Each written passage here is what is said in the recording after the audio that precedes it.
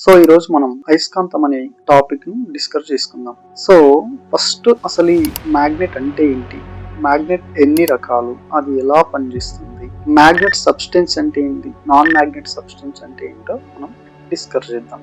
First of all ఏంటంటే అయస్కాంతాలు రెండు రకాలని మనకు తెలుసు. ఏంటి, సహజ అయస్కాంతాలు, కృత్రిమ అయస్కాంతాలు. సహజ అయస్కాంతాలు అంటే ఇవి ప్రకృతిలో మనకు సహజంగా లభించే అయస్కాంతాలు సహజ అయస్కాంతాలు అంటారు.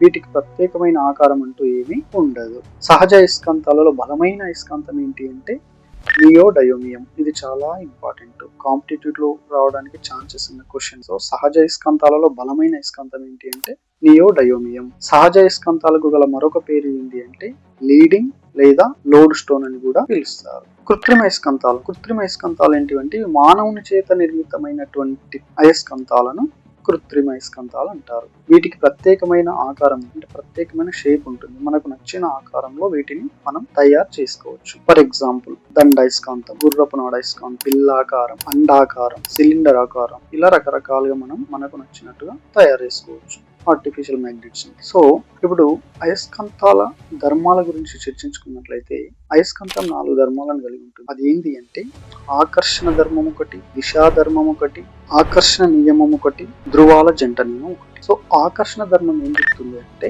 ధ్రువాల వద్ద ఆకర్షణ అనేది అయస్కాంతానికి దక్షిణ ఉత్తర ధ్రువాలు ఉంటాయి. ఈ ధ్రువాల దగ్గర ఆకర్షణ అనేది ఎక్కువగా ఉంటుంది.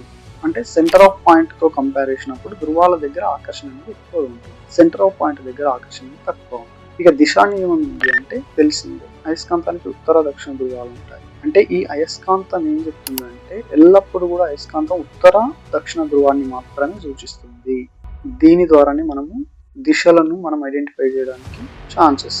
నెక్స్ట్ ఏంటి ధ్రువాల నియమం. ధ్రువాల నియమం ఏంటంటే ఇప్పుడు ఉత్తర దక్షిణ ధ్రువాలు ఆకర్షించుకుంటాయి, దక్షిణ ఉత్తర ధ్రువాలు వికర్షించుకుంటాయి. అంటే సేమ్ చార్జెస్ ఉంటేనేమో వికర్షించుకుంటాయి, డిఫరెంట్ చార్జెస్ ఉంటేనేమో ఆకర్షించుకుంటాయి. నెక్స్ట్ ధ్రువాల జంట నియమం. ధ్రువాల జంట నియమం అంటే మన ఈ ప్రకృతిలో ఎన్ని అయస్కాంతం తీసుకున్నా ప్రతి అయస్కాంతం కూడా కంపల్సరీ 2 ధ్రువాలను కలిగి ఉంటాయి. ఏక ధ్రువ అయస్కాంతం అనేది ప్రకృతిలో లభించదు.